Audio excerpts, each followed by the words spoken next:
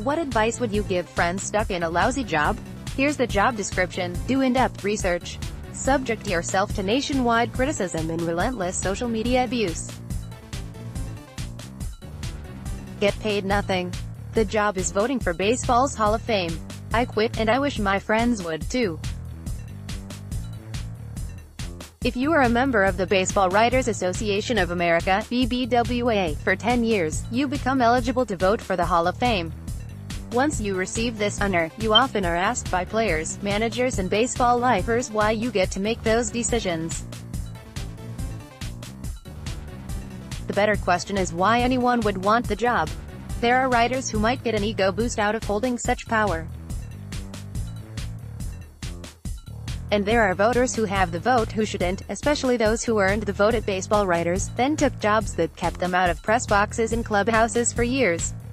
I've been through all of the emotional stages of Hall of Fame voting. Proud to earn the vote. Nervous about making such important decisions. Sick of being treated like a criminal by anyone who disagrees, however illogically, with any of my decisions. Uneasy at having to determine whether a player accused of using performance-enhancing drugs should be eligible. Relieved to stop voting. There's a good reason why baseball writers have made these decisions. Journalistic integrity and objective thinking make writers better qualified than almost anyone else. Broadcasters essentially work for their teams. They would face intense internal pressure to vote in ways that benefit the team, or those they have befriended.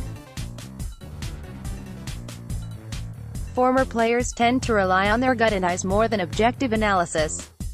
Perhaps the next best voting population would be a committee blending former players, general managers, scouts, media representatives and statistical analysts, but the problem with smaller voting populations is they can encourage horse trading. You help me get my guy in this time, and I'll help you next time. I participated in one NFL Hall of Fame committee meeting, presenting Carl Eller's case for the Hall. I sensed that because I wasn't a regular, my presentation was barely considered, and I also sensed the reputation, longevity and passion of a presenter could sway other voters. I think the NFL voters do good work, but their system is hardly flawless. The defect of the Baseball Hall voting, the huge voting population, is also its greatest strength. There is no way to lobby or coerce all of the voters. They act and think independently, which leads to the occasional mistake. Bud Selig is in the Hall but Marvin Miller isn't. Bill Mazeroski is in and Jeff Kent isn't. Close, but has as equitable a system as you will find. I stopped voting for baseball's biggest seasonal awards because I felt uncomfortable determining whether a player I cover daily, such as Justin Morneau, Johan Santana or Joe Mauer in their primes, should earn financial bonuses attached to awards.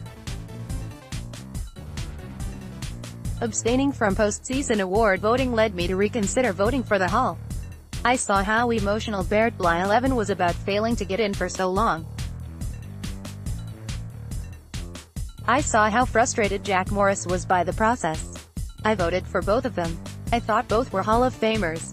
But I can't tell you I kept sentiment from affecting me. And sentiment, in this process, should be disqualifying. Let me be clear, I admire most baseball writers. I admire those who do their homework and who make their votes public, knowing they'll be criticized. Even if the outrage of the day is a player not receiving 100% of the votes or making it into the Hall in the first year of eligibility. Those occurrences are not outrages, just results of a broad-based democratic process. I still believe baseball writers comprise the best electorate. I just don't think they should be volunteering for such a lousy job. Jim Souhan's podcast can be heard at talknorth.com. On Twitter, @SouhanStrib. Souhan at StarTribune.com.